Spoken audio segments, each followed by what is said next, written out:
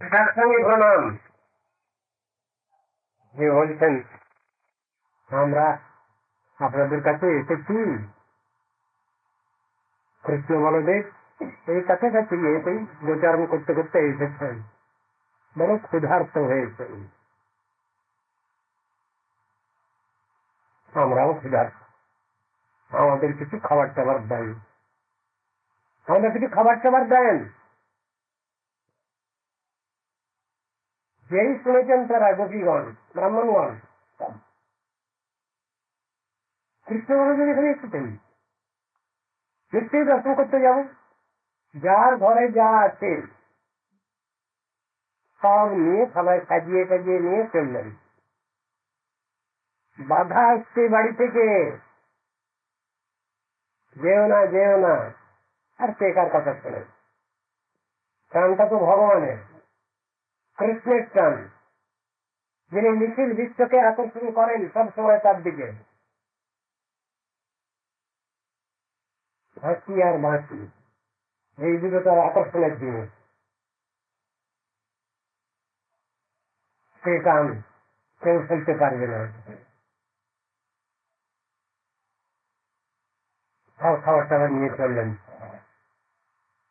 যা খাবার নিয়ে গেছেন, যা বর্ণনা আছে ভাগবতে, এখানে যদি বর্ণনা করি তাহলে আপনারা এখনই বললেন তাহলে আমাদের একটু প্রসাদ দেন, হবে না, তা পারবো না। কিন্তু সেখানে কি আছে নিয়ে যাচ্ছেন? কি সুন্দর শাড়ি তন্দুল, এই ধরুন গোবিন্দভোগের চালের অন্ন,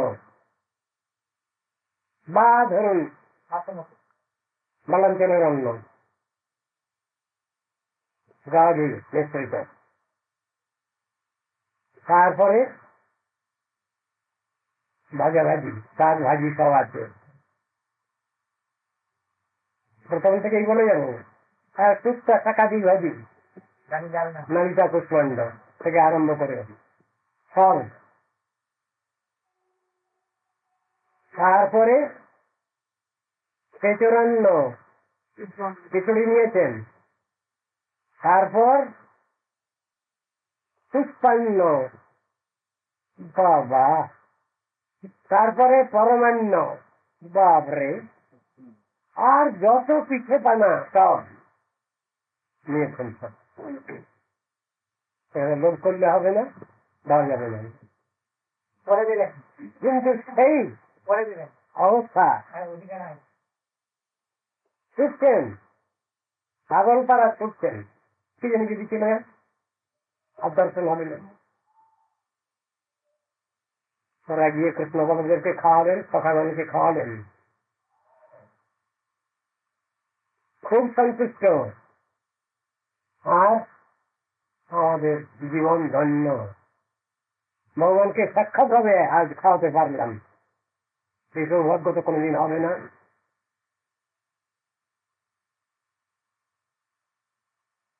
কৃষ্ণ সবই জানেন, অন্তর্জ্ঞানী তিনি। বললেন দেখো এখন তোমরা ফিরে যাও, তোমাদের স্বামীরা সব যজ্ঞ করছেন, এই যজ্ঞের শেষের দিকে স্ত্রীগণকে থাকতে হবে, একই সঙ্গে মন্ত্র পড়তে হবে, তা নাহলে যজ্ঞ শেষ হবে না। এই জন্য ফিরে যাওয়া দরকার তোমাদের। কান্নাকাটি আরম্ভ হয়ে গেল। যজ্ঞপতিগণ বিপ্রপতিগণ কান্না আরম্ভ করলেন।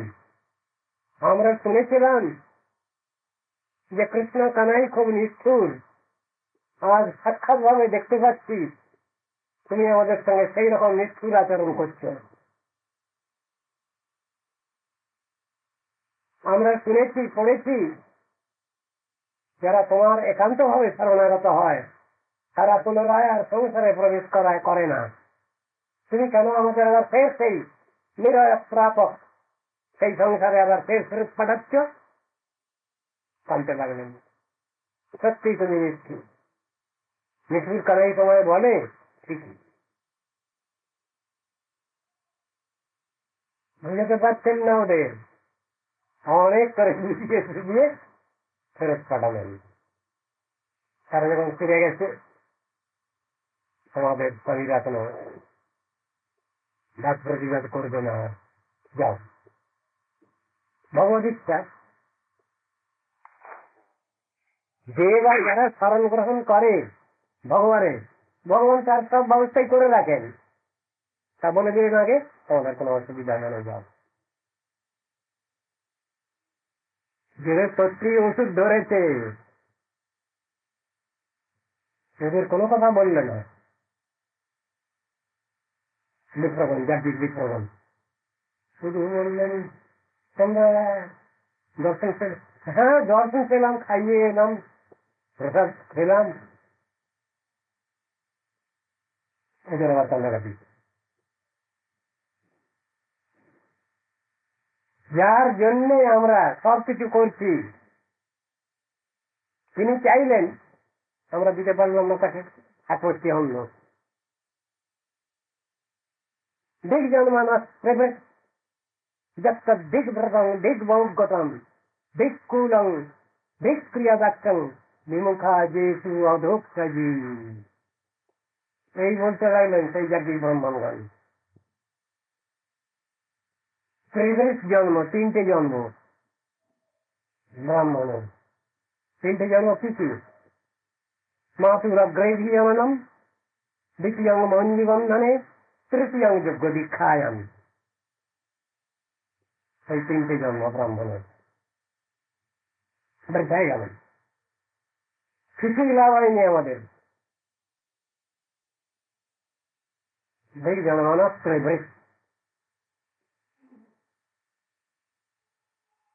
দিক বহুগতাম। আমরা খুব অনেক কিছু জেনেছি, বুঝেছি, অনেক শাস্ত্র পড়েছি, অনেক জ্ঞান আমাদের। দিক আমাদের এই ব্রতে দিক, যে যজ্ঞাদি করছি এতে দিক। বহু কিছু জেনেছি, বুঝে গেছি আমরা, এতে দিক।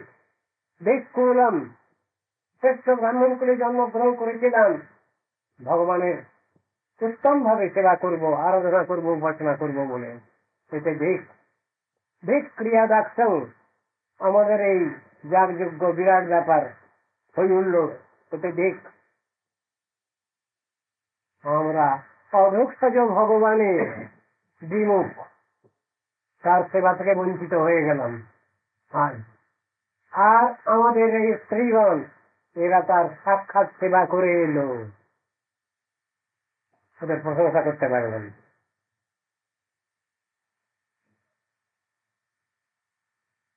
জিনিসটা উল্টে গেল। বর্ণনা আছে ওখানে, তারা পুনরায় আবার কখনো এসে কৃষ্ণের সঙ্গে মিলিত হতে পারেননি। যে সৌভাগ্য, যে সুযোগ, সুবর্ণ সুযোগ হয়েছে যার বিপত্নীগণের, বিপ্রপত্নীগণের, তাদের সেটা হয়নি। এইটাই তাদের ভিতরে অনুশোচনা থেকে গেল। তো আমরা এই সংসারে থেকে যত রকম ধরনের অহমিকা, অহংকারের মধ্যে আছি, কিছুই লাভ হয় না। যদি সেই প্রেমময় বস্তুর সান্নিধ্য লাভ করতে না পারি, যদি তার সাধন ভজন করতে না পারি, যদি তার আরাধনা করতে না পারি, সবটাই ভরিতা হয়ে যায়। সেই শিক্ষা বাচ্চা বয়সে তো আমাদের দেওয়া হয়নি, আমরা তো পাই নাই। তাই শেষকালে এসব কথা শুনে আসন্ন কালেতে চিন্তা করি, এই অবস্থা হচ্ছে আমাদের। যার সময়ের ঠিক ভাবে অভাব বোধ হয়েছে, তার নিশ্চয়ই কিছু হয়, হবে। এই কথাই শাস্ত্রে বলা আছে, খুব সত্য কথা। আর যার নিজের থেকে অভাব বোধ নাই, আকুলতা ব্যাকুলতা নাই, তাদের কি করে কি হবে? তারা তো শুধু হাহুতাস করেই কাটিয়ে দেবেন জীবনটা। শুধু হাহুতাস করলে তো হবে না, দেখাতে তো হবে। আমাদের আকুলতা ব্যাকুলতা দেখাতে হবে সেই প্রেমময় ভগবানকে, সেই সর্বেশ্বরেশ্বর ভগবানকে, সেই বাঞ্ছা কল্পতরু ভগবানকে। দেখাতে হবে, না দেখালে তো হবে না, ব্যবস্থা হয় না। তো সাধন কথাটা তো ওই জন্যই আছে, আমার চেষ্টা দেখলে পরে ভগবান তখন আমায় কৃপা করেন, আমার চেষ্টা দেখলে পরে তখন গুরু বৈষ্ণব আমায় কৃপা করেন। আমাকে তো কিছু দেখাতে হবে, আন্তরিকতা পূর্ণ সেই দেখানোটা, তাহলেই সবটা হবে। কিন্তু যদি কোনো চেষ্টা না দেখাই তাহলে কখনোই কোনো কাজই সফল হয় না, কোনো কাজই সফলতায় আসে না। যদি আমাদের সেই বিধি ব্যবস্থাগুলো নিয়ে যদি না চলতে পারি, সাধন ভোগের ব্যাপার তো এইরকমই, ইতিহাসের কথা নয়। গ্লোরিয়াস রিট্রিট শব্দটা আছে, যুদ্ধের সময় সৈন্য এগিয়ে যাচ্ছে, ইতিহাসের উপায় নেই। বলছেন commander in chief, March onward, March onward. ইতিহাসের উপায় নেই, যাওয়ার উপায় নেই। সামনে বেঁচে গেছে ছাড়াই পাহাড় বিরাট, কোথায় যাবে? তাহলেও বলছেন মার্চ অনওয়ার্ড, সেনাপতি বলছেন মার্চ অনওয়ার্ড, সৈন্যরা বলছে অসম্ভব, ইম্পসিবল। তখন কমান্ডার ইন চিফ বলছেন এই শব্দটা যেটা বললে, এই শব্দটা শব্দকোষ থেকে তুলে দাও। The word impossible should be abolished from the dictionary, from the vocabulary. জিনিসটা তো এইরকম, আমরাই বা পিছাবো কেন? সাধন পথে থেকে পিছিয়ে আসছে নাই তো, এগিয়েছি তো এগিয়েছি, চলার পথে চলতেই হবে। কিন্তু চলার সম্বলটা তো চাই। সম্বলটা কি? সহায় মে মাত্রম বিপদ দালানি গুরু বৈষ্ণব কৃপা, এই সম্বল নিয়ে এগোতে হয়। সম্বলটা ভালো, আমার নিজের পরে যদি আমি নির্ভর করি সব ফেল ফেল করে বসে আছি। গুরু বৈষ্ণবকে যদি সরল প্রাণে যদি আশ্রয় করি, পড়বার ভয় নাই, ফেল করবার ভয় নাই, অকৃতকার্য হওয়ার ভয় নাই। সেই কথাই লেখা আছে শাস্ত্রে, গীতা ভাগবতে, সব জায়গায়। আমাদের ওই রকম চেষ্টাটা দরকার। খুব দুঃখের বিষয়ে আমরা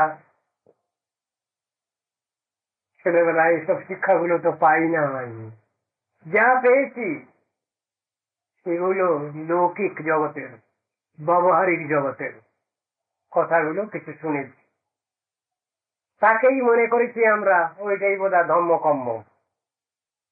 মুশকিল হয়ে গেছে। ধর্মকর্ম বলতে গেলে এই লৌকিক ব্যবহারিক জগতের যে কাজগুলো, সেটা ধর্মকর্ম নয়। গীতা ভাগবতে সেটা শেখানো আছে, ভালোভাবে বুঝানো আছে। বেদ বেদান্ত উপনিষদে যে ভাষায় বলা আছে কঠিন, আমরা ধরতে পারি না, বুঝতে পারি না, আমাদের কর্তব্য নির্ণয় করতে পারি না। কিন্তু সহজ সরল ভাবে সেটা বোঝানো থাকলেও ওটা জানবার বুঝবার আগ্রহ তো আমাদের নাই, নিষ্ঠা নাই, কান্নাকাটি নাই। কি করে বুঝবো? শাস্ত্রের কোন বিচার একজনে বুঝতে পারেননি, দরজা বন্ধ করে দিয়ে শুয়ে গেলেন, খাওয়া না, নাওয়া না, কিচ্ছু না। সেই জন্য ভগবানকে আসতে হলো।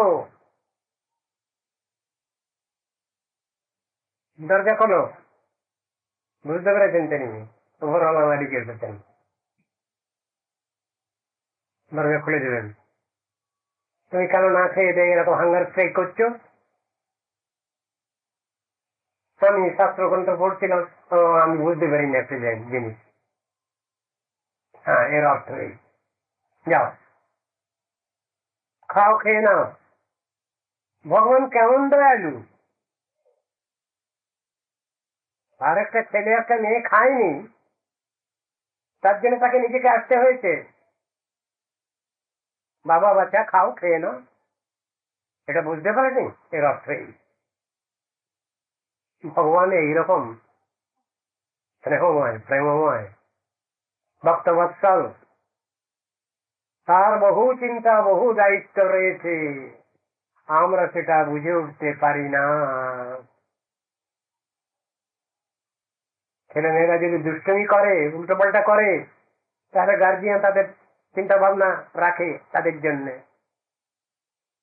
সেই প্রেমময় ভগবানের, ভক্তবৎসল ভগবানের এইরকম চিন্তা ভাবনাই আমাদের পরেও আছে, কিন্তু আমরা সেই স্নেহ মমতা বুঝে উঠতে পারি না। কিভাবে তিনি আমাদের দেখাশোনা করেন, কিভাবে তিনি আমাদের ভালোবাসেন, সবটাই তো তার মধ্যে আছে। সেই ভগবানের বিশেষণ কি? দুষ্টের দমনকারী, আর একটা শিষ্টের পালনকারী। দুটোই একসঙ্গে থাকে।